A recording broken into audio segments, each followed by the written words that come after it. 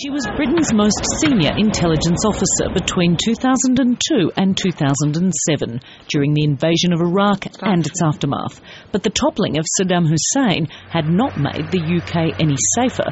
In fact, she said, it had made matters worse. Our involvement in Iraq radicalised, for want of a better word, but a whole generation of young people, some of them British citizens, not a whole generation, a few among a generation, who saw our involvement in Iraq on top of our involvement in Afghanistan as being an attack on Islam. According to the then chief of MI5, 80 British men had gone off to fight in Iraq, not as members of the country's military, but against the Allied forces as part of the insurgency. She painted a picture of just how tough the fight against terrorism became for her spy agency.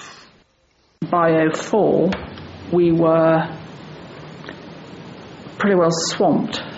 That's possibly exaggeration, but we were very overburdened by intelligence on a broad scale that was pretty well more than we could cope with.